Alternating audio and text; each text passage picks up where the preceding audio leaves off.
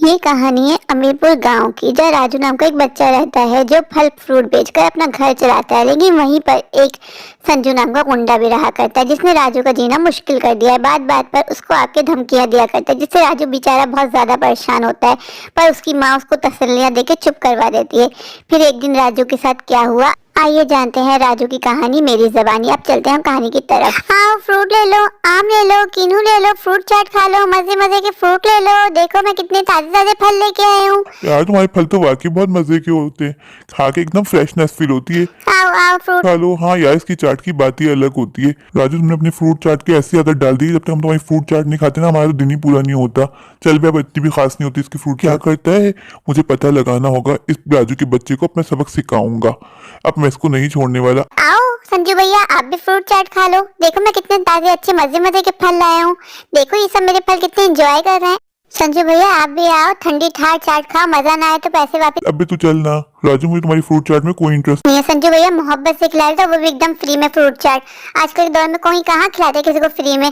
बाकी आपकी मर्जी, मैं तो आपको मोहब्बत से खिलाया था अपनी फ्रूट चाट। मुझे घर जाके अब्बा से बात करनी ही होगी। मैंने भी फ्रूट चाट का ठेला लगाया, मेरे पास से कोई चाट नहीं खाता। जब तक इसका ठेला यहाँ से नहीं हटेगा ना, कोई मेरे पास ग्राहक आएगा ही नहीं। अब्बा, तुम जानते हो राजू तुम्हारी बिल्कुल नहीं सुनता। तुमने राजू से कहा था कि वहाँ ठेला मत लगाना, पर तुम्हारी उसने एक ना सुनी। उसकी वजह से कोई ग्राहक मेरे ठेले पे आता ही नहीं है।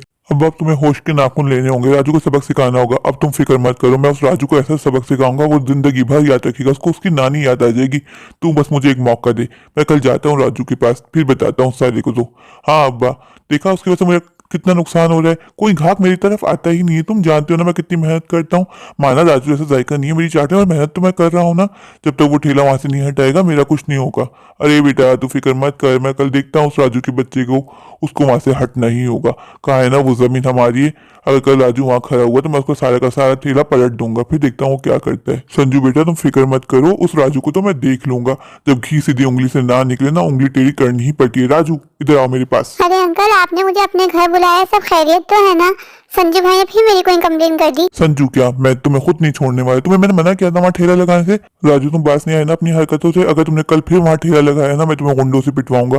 तुम्हें इस दुनिया को छोड़ के जाना होगा। तुम्हारी बुरी माँ का क्या होगा? कभी तुमने सोचा अपनी बुरी माँ के बारे में? अगर तुझे कुछ हो गया, तेरी बुरी माँ का क्या होगा? ये दुनिया बहुत जालिम है, ये बात याद रखना। तेरी बुरी माँ दर बदर हो जाएगी, ये बात मेरी याद रखना।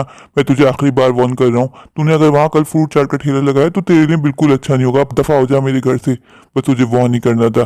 कल से वहाँ ठेला मेरा बेटा संजू लगाएगा। चल अपनी कल रास्ता नाप अपना। अब मेरी सटक गई है, चला जाए, इससे पहले तेरे साथ कुछ बुरा हो जाए। अंकल आप ऐसे कैसे कर सकते हैं? आप जानते हैं मेरी कमाई का एक वही जरिया है। मेरी बुरी माँ है, वो बीमार है, मैं फ्रूट चाट बेच के अपना घर चलाता हूँ। हमेशा ऐसे कैसे कर सकते हैं?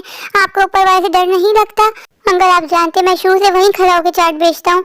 आप अपने बेटे को कहीं और ठेला लगा दें। अंकल मैं वो जगह नहीं छोड़ सकता, वहाँ मेरे सारे पुराने ग्राहक आते हैं। अगर मैं किसी नई जगह गया तो मुझे जमने में टाइम लग जाएगा। मेरे पास टाइम नहीं है। आप जानते हैं मेरा घर उसी चाट के ठेले से चलता है। माँ तुम जानती हो, संजू के बाप ने फिर मुझे अपने घर बुलाया, फिर वही खाली पीली धमकियां दी।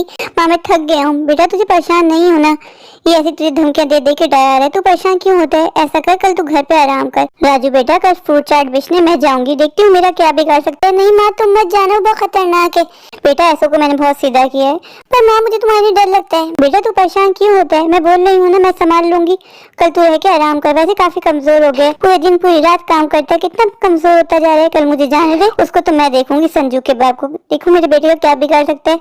हर वक्त की धमकियों से मैं भी पक गई हूँ। इस तरह का इलाज अब मुझे ही करना पड़ेगा। राजू बेटा, तुम लोग जानते हो, तुम लोग राजू की चाट मजे ले लेके खाते हो। इस चाट में गंदे गंदे फ्रूट यूज करते हैं। क्या बोल रहे हो? हाँ ना, उसके फ्रूट बिल्कुल फ्रेश नहीं होते। मतलब मेरे चाट के ठेले पे आओ, मैं रोजाना जाके फ्रेश फ्रेश फ्रूट लेके आता हूँ फ्रूट मंडी से, और ये गंदे गंदे फ्रूट सस्ते सस्ते लेके आए। तुम लोग को महंगे दामों में बेचते हैं। तुम कैसी बातें कर रहे हो? मैं बिल्कुल सही बता रहा हूँ आप लोगों को। आप लोग मेरे ठेले पे आए, मैं आप लोगों को एकदम फ्रेश फ्रूट चाट बना के खिलाऊंगा। ये राजू सस्ते के चक्कर में आप लोग की सेहत के साथ खेल रहा है। अच्छा आप सब लोगों को मैंने अपने घर इसलिए बुलाया है कि मैंने संजू की सारी बातें सुन ली थी जो उसने मेरे बारे में आप लोग से कही। ऐसा कुछ नहीं है कि मैं सस्ते फ्रूट लाके आप लोग को महंगी फ्रूट चाट बेचता हूँ। मैं फ्रूट सस्ते नहीं लाता, मैं अच्छे फ्रेश फ्रूट लाता हूँ। संजू सिर्फ ऐसे अपना बिजनेस चमकाना चाह रहे, इस वजह से मेरे ग्राहक अपनी तरफ करना चाह रहे। बाकी आप लोग की मर्जी। बस मैं अपनी बात क्लियर करना चाहता था, क्योंकि मैं ऐसा आदमी हूँ ही नहीं। मेरी माँ ने मुझे धोखा देना सिखाया ही नहीं है। मैंने जो काम किया ईमानदारी से किया है। इसलिए मैं आप लोग को अपने बारे में बताना चाहता था। वो बहुत दिनों से मेरे पीछे पड़ा है, मुझे उल्टी सीधी धमकियां दिलवा रहा है अपने बाप से, लेकिन मेरी माँ ने मुझे कभी डरना नहीं सिखाया है। मैं अपना काम ईमानदारी के साथ करता हूँ, मेरे खून में धोखा देना है ही नहीं। पता नहीं संजू भैया मुझसे इतना क्यों जलते हैं, खुद भी मेहनत करे, मैं तो मेहनत करके रोजी कमाता हूँ। राजू तुम बेफिक्र हो जाओ, उसको संजू को तो हम देखेंगे। ये है ना जो बेचारे राजू को परेशान करे, इसको इतना मारो कि इसको अपनी नानी याद आ जाए। बेचारे बच्चे को सुकून से काम करने नहीं दे रहा, बेचारा बच्चा मेहनत करके कमाता है, इसको ये बर्दाश्त ही नहीं हो रहा। तो छोड़ दो मुझे प्लीज, मत मारो, बचाओ बचाओ। खुद तो एक नंबर का आवारा आदमी है, कोई काम करता नहीं है, लफंगा उस बेचारे बच्चे को परेशान कर रहा है। इतना मारो इस साले को, तो पुलिस बुलाओ, उसको पुलिस के हवाले करो। जब पुलिस के डंडे पड़ेंगे जब भी जाके इसको होश आएगा। पापा बचाओ मुझे, पापा कहाँ है यहाँ पापा? अब तेरे पापे का तो पापा निकाल देना है हमें। मारो उस ताले को। इस संजू के बच्चे को इतना मारो कि इसको सबक मिल जाए, आइंदा कभी ये किसी छोटे बच्चे को परेशान ना करे। उस बेचारे के बच्चे का जीना मुश्किल कर दिया, हमें सुन के गुस्सा आ रहा है, और बेचारे पे क्या बीतती होगी। अंकल मैं आप सबका दिल से शुक्रिया अदा करना चाहता हूँ, आप लोगों ने मेरी बहुत मदद की। आज आप लोगों की वजह से मैं अपने ठेले पे चाट बेचने आया, वरना संजू ने मुझे बहुत परेशान किया। वो तो कोई बात नहीं बच्चे, तुम हमारे बेटे जैसे हो, तुमने हमें बताया, हमारा फर्ज बताया तुम्हारी मदद करना।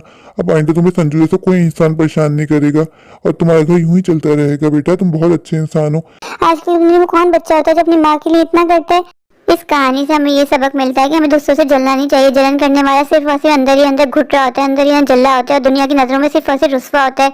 खुद मेहनत कीजिए, खुद कमाइए, और दुनिया में अपना नाम कीजिए। मेरे प्यारे प्यारे व्यूवर्स, अगर आपको मेरी आज की कहानी अच्छी लगी हो तो प्लीज मेरे चैनल आशिक है जहां को लाइक कीजिए, सब्सक्राइब कीजिए, दोस्तों को शेयर कीजिए। अभी जाके मेरे चैनल को सब्सक्राइब कर दीजिए। Thank you.